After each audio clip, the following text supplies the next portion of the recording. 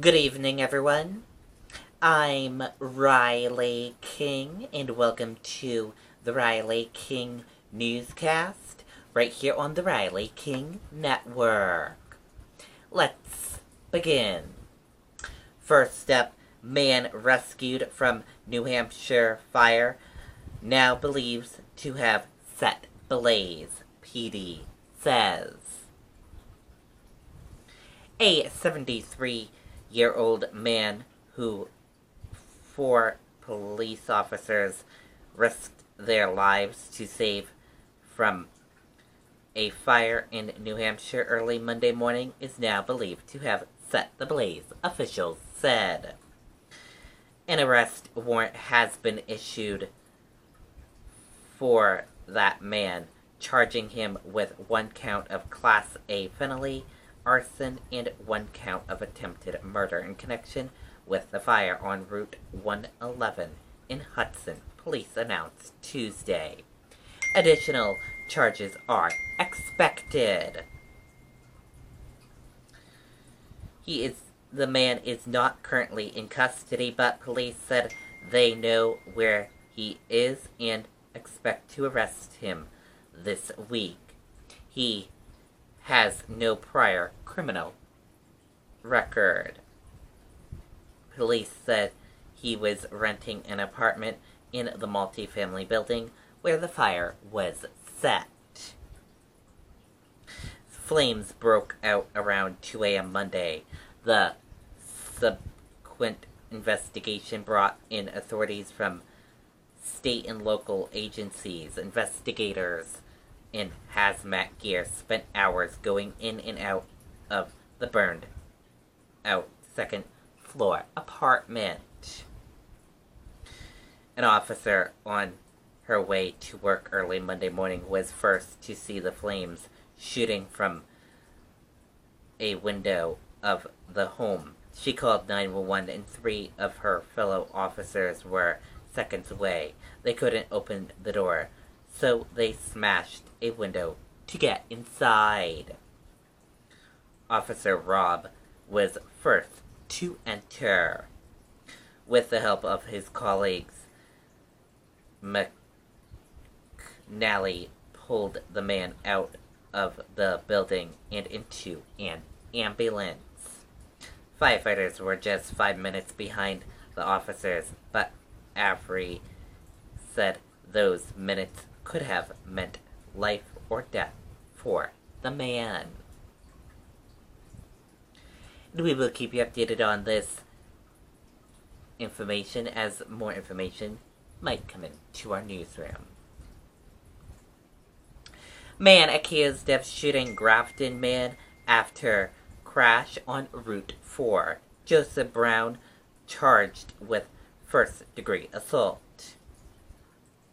A Grafton man is recovering after he was shot by another driver after a crash along the side of Route 4 on Monday afternoon. Police said the men were involved in a confrontation before the crash while both vehicles were in motion. According to a court document, a road rage incident sparked the confrontation. According to police, the confrontation led to the collision before 3:15 p.m. on the northbound side of Route 4. The crash caused minor damage to both vehicles, police said. After the drivers pulled over to the side of the road, police said the men were involved in a physical altercation before Joseph Brown, 38, shot the other driver, Jason Mardoz, 46, in the abdomen.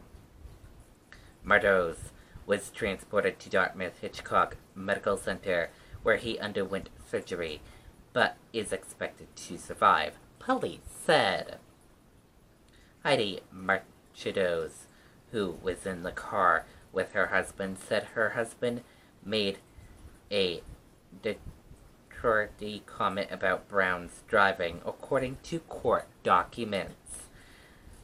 The next thing she knew, her husband slammed on the brakes as they collided with the back of Brown's car.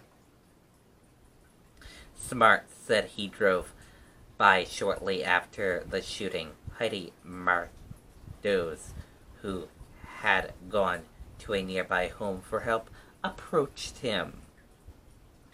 Smart said that when he returned, he could see Jason Mardos had been seriously hurt. Brown was charged with 2 counts of first-degree assault with a firearm and is scheduled to appear in court on Tuesday afternoon, and he did appear in court. New Hampshire State Police are asking anyone who saw the incident to call Sergeant Michael Coate at 603-223-8872. And now let's take a look at that U.S. stock market and see how your U.S. stock market closed for this Tuesday evening. And here is a look at that U.S. stock market for all of you. Your Dow Jones Industrial Average closed in the green and went up. Your Nasdaq closed in the red and went down. S&P 500 closed in the green and went up. Gold closed in the green and went up. Oil closed in the red and went down. US 10-year closed in the red and went down. Euro/USD closed in the green and went up. And VIX closed in the green and went up. Nasdaq retreats from record high as Alphabet posts worst day in more than 6 years.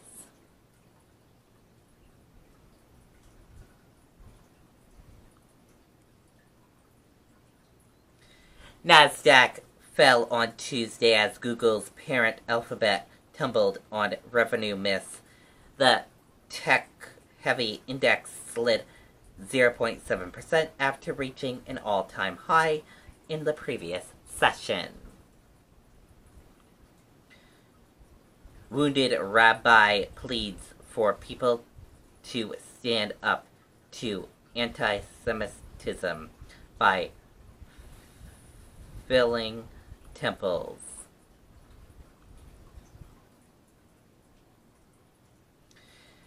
Answering the call of a rabbi wounded in the stabbing at a Southern California synagogue, sources of people have been filling temples coast to stand up to anti-Semitism, and more are planning to do so as the first Shabbat service since the attack happened and approaches. And that is it for the Riley King Newscast right here on the Riley King Network. I hope you all have a great rest of your Tuesday evening, and I'll see you back here tomorrow for another newscast. And I'll have a news report coming up in a little bit. Good night, everyone. Bye.